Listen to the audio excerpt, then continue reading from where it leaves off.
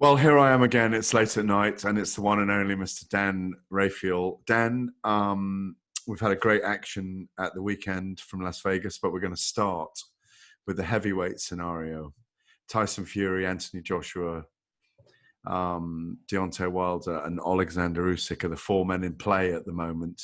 I've got to start, obviously, with Tyson Fury showing that he'd signed his contract to fight Deontay Wilder. He did it on Saturday night during the live broadcast on ESPN. On the document, it looked like Deontay Wilder had signed last Wednesday for the fight. Eddie Hearn's come out and done a very long interview, an hour and a half, with Kugan Cassius on IFL TV today. Eddie saying that, the whole thing absolutely stinks. No one tried 1 inch to make this fight apart from me, 258 management, and AJ.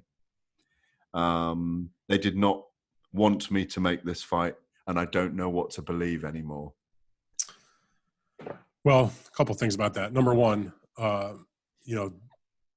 Tyson Fury and Deontay have signed. I know Tyson said that he signed. I spoke earlier today with Shelley Finkel, co-manager of Deontay Wilder, just to confirm and double check. Did he in fact, sign off on whatever documents needed to be signed off on? And Shelley said yes, that their side had signed off and they had their deal in place to do the fight. What their guarantees are, et cetera. Look, I can appreciate Eddie is disappointed. He's upset. He feels led on. Perhaps the Tyson Fury top-ranked side didn't exactly clue him into maybe just how much that they knew that there was a chance that they would lose the arbitration. One of the things about it is, where should have, if they didn't think they had a chance to lose, probably over a week ago, Top Rank went for summary judgment on the case, meaning they asked for it to be immediately dismissed, whatever their reasons were, and that was denied. If you're denied summary judgment, that usually would mean that there's probably a case, and at the very least, you do have a chance to lose the case. So perhaps they should have better informed Eddie Hearn about that situation. As far as Eddie's comments that you just mentioned to me from the interview that he did with Kugan, I just don't buy that. I mean, yes, Eddie was the one that was trying to make the fight from the standpoint of the site deal, because he's the one that had the relationship with the team that was in Saudi Arabia, because they're the same people that he was able to do the deal for the site when Anthony Joshua had the rematch against Andy Ruiz. So for sure, he was the point person. He's the one that had that relationship. So there would be no reason for Top Rank to get involved. But for him to suggest that nobody on the Tyson Fury side was actively interested in trying to make the fight, that's just not accurate. It doesn't make sense, does it? There's such a huge amount for him to earn, all the belts at stake. It doesn't. Well, let me ask you a question, Gareth. For taking logic, if you are Tyson Fury and your Top Rank and your Matchroom, and your Frank Warren and your MTK, all the people that are involved on the Tyson Fury side, you have the opportunity for Tyson Fury to fight for the undisputed championship in a massive fight for his country against his countryman, Anthony Joshua, for 9-figure payday, huge amounts of money, with a very good chance to win. Would you rather have that fight, or would you rather take a fraction of that money, not fight for the undisputed title, and you're in with a very dangerous opponent who, yes, you defeated fairly easily in the rematch, but still is the single most devastating puncher in heavyweight boxing, and he already knocked you down in the first fight very hard. You came within a whisper of losing that fight. Why in the world would you opt to do that fight if you can do the undisputed fight for $100+ million? So just on a logic sense, it doesn't make any sense. So I know Eddie is feeling bummed out about the situation. I know he worked hard on it, but I just don't buy the fact that Fury didn't want the fight, or they were trying to avoid the fight, or they always wanted the Deontay Wilder fight. Do you think they would have spent the last however many months in arbitration, which costs money, by the way, instead of just making the deal straight away? And they could have done the Fury fight against Joshua later in the year. Bottom line is, it's a shitty situation. They all got stuck in it. And now the end result is we're going to see Fury versus Wilder 3, and we're going to see Anthony Joshua against Usyk, which frankly is the way it should have happened in the first place, because Anthony Joshua has a mandatory that's overdue. And and Wilder and Fury did have a contract to fight a third time. So this is the normal course of the way it's going to go. If they both win, hopefully we'll see them in the fall. Yeah, it's difficult to argue against your logic on that. And I agree with you. It makes sense that Fury takes the Joshua fight. He's the favorite. most people consider him having the better boxing skills, but the narrative will be now that Fury stepped aside from this big fight against Joshua. That's bullshit. That's not going to be the narrative. That's the narrative that Eddie Hearn will now put out, because Eddie can put out whatever narrative he wants, but that doesn't mean that the rest of the world has to be lemmings and follow Eddie Hearn. But for example, why wasn't it appealed? And I know it would have taken time for the arbitration to be appealed. Well, a couple things about that. Number one, you are not a lawyer, and I am not a lawyer, and I don't know what it said in their document, in their agreement, if a binding arbitration could be appealed. Remember, the binding arbitration that they just went through was the second manner of recourse in their original agreement. From what both parties have said, they were entitled to have mediation to try to resolve an issue. That occurred a few months ago. They did not resolve the issue. So therefore, Wilder then went to the second remedy in their contract, which is to binding arbitration case, which is what just occurred.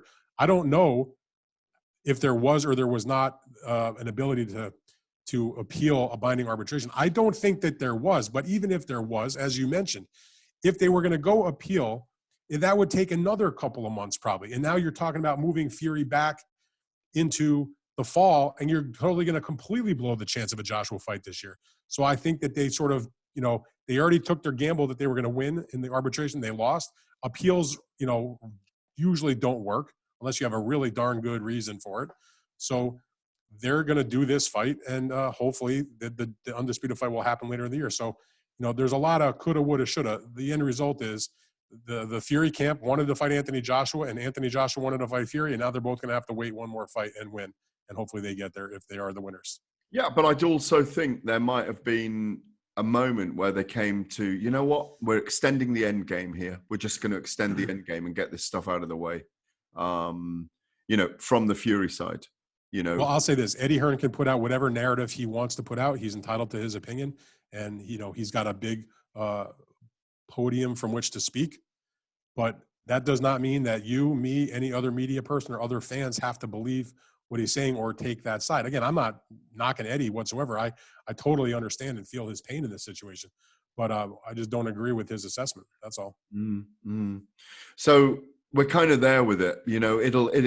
What I'm concerned about now is the level of trust they have with each other when they do deal with each other.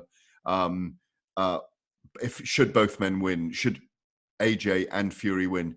But what Bob Arum had suggested to me a few days ago, Dan, was that this time we all sit around a table and we do it together. Well, not only that, but they've already done the deal. So, assuming that the two guys come out of their interim bouts and they're standing and they are in a position to fight each other at the end of the year, I don't really see what the problem would be. They spent a lot of time negotiating what they already have. Why not just put that back in place? Well, the level of trust is out there publicly that there's a lack of trust. So let's say, but it's already on paper though. They've already negotiated all those points. It is, but is that a binding contract now? That's not the point though. Both sides had documents in front of them that they were comfortable enough to have said we're good. We know Fury signed 5 weeks ago to fight Joshua.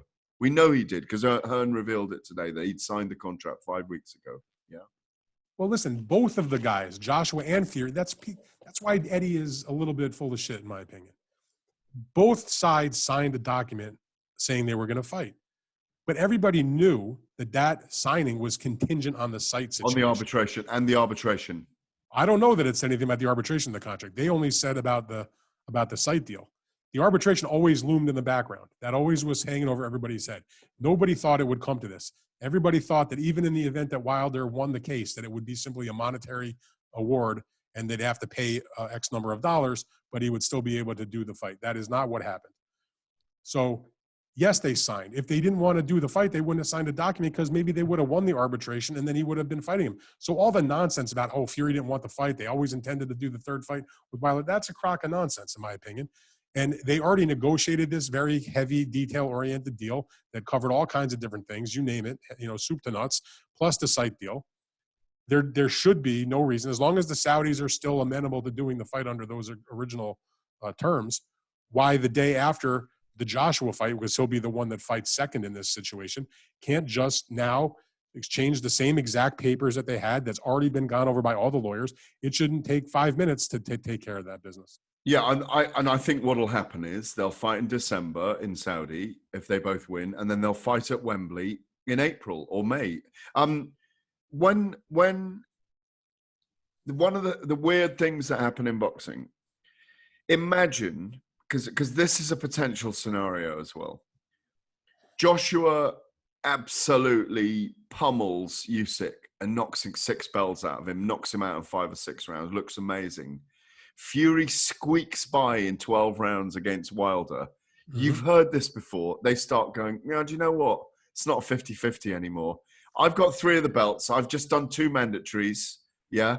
I think it should be 60-40. And you know what? Then that means that they don't want the fight. It's a 50-50 fight, okay. period. That's just the way it is. There's not going to be an undisputed heavyweight championship fight between Tyson Fury and Anthony Joshua if it's not 50-50.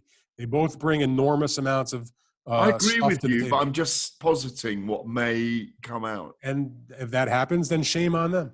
You know that egos have been dented and burnt here over this last week. Yeah, it's been, we've talked about it in incredible detail.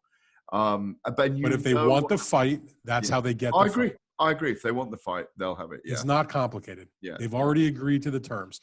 And hopefully, for the sake of the chance to see the undisputed fight, the scenario that you just outlined does not happen.